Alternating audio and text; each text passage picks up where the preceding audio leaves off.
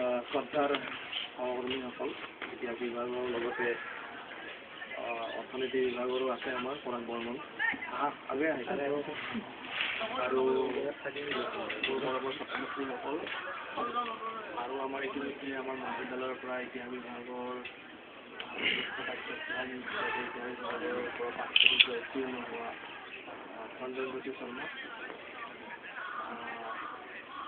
ইতিমধ্যে সভাত মানে আজি এটাই কাৰ্যসূচী কৰিলে আৰু বিৰতিৰ মূৰত বহুত কষ্টৰ মূৰত বহু অপেক্ষা সা সমূহীয়া বেদনা অনুৰাগ অনুভৱ সকলোৰে শেষ বহিঃপ্ৰকাশ হিচাপে ঐতিহ্য বাঢ়ি গৈছে আৰু আলোচনী পুৰণি কাৰিকৰী সুবিধাৰ আছে।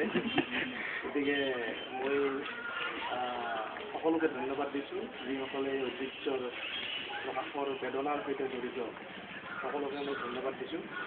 ধন্যবাদ দি মই আনুষ্ঠানিকভাৱে ঐতিহ্য মুকলি হোৱা বুলি উন্মোচন হোৱা বুলি ঘোষণা কৰিছোঁ আৰু কাপোৰ কাটি দিছোঁ।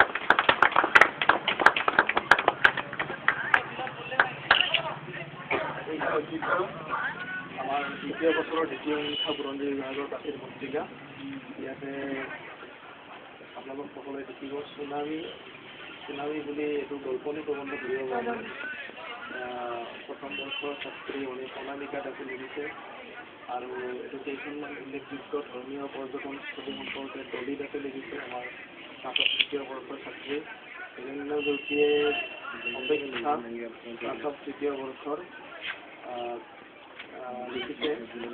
তাৰপিছত কবিতা লিখিছে তোমালৈ একলম সমুদ্ৰবাসীৰে স্নাতক তৃতীয় বৰ্ষৰ সপোন, আন এটা কবিতা বন্দিতা পূজাৰী। তাৰপিছত ইংলিছ ছেকশ্যনত লিখিছে ভিক্টোৰিয়া মেমৰিয়েলৰ বিষয়ে লিখিছে আমাৰ মুনমুনে লিখিছে TBC থাৰ্ড ইয়াৰ। মহৎ লোকৰ বাণী সম্পৰ্কে লিখিছে বন্দনা দত্ত স্নাতক তৃতীয় বৰ্ষ আৰু শিৱসাগৰৰ বুৰঞ্জী প্ৰসিদ্ধ ঠাইবোৰৰ বিষয়ে লিখিছে বৰুৱা প্ৰথম বৰ্ষ। এমেজিং ফেক্ট যাদৱবোৰো লিখিছে TBC থাৰ্ড ইয়াৰ আৰু সম্পাদকীয় লিখিছে ৰীমা কলিতা, অৰ্থাৎ সম্পাদনাৰ দায়িত্বত আছিল ৰীমা কলিতা স্নাতক তৃতীয় বৰ্ষ।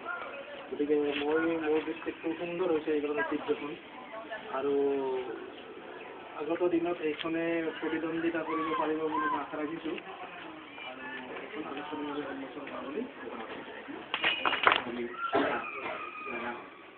আমাৰ আজি আমি সমবেত হোৱাৰ উদ্দেশ্যটো হৈছে আমাৰ যোৱাবাৰৰ স্নাতক তৃতীয় বাৰ্ষিকৰ ছাত্ৰ ছাত্ৰীসকলক বিদায় সম্ভাষণ জনোৱাৰ উদ্দেশ্যে আমি আজি সমবেত হৈছোঁ আৰু আজি সভাৰ এই অতি শুভেচ্ছা।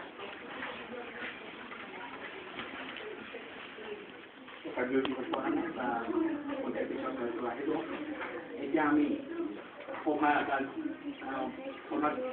কাৰ্যসূচী এতিয়া আমাৰ মুৰব্বী অধ্যাপক মহোদয়ে চলাই দিবলৈ মই অনুৰোধ জনাইছোঁ আৰু আমাৰ মাজত উপস্থিত আছে আমাৰ সঞ্জনা, তেখেতেও আমাৰ ইতিহাস বিভাগত তেওঁ থাকি কেনে পাইছে সেই সম্পৰ্কে আমাৰ মাজত তেখেতে দুআষাৰ সম্বোধন কৰিব বুলি আমি আশা ৰাখিছোঁ।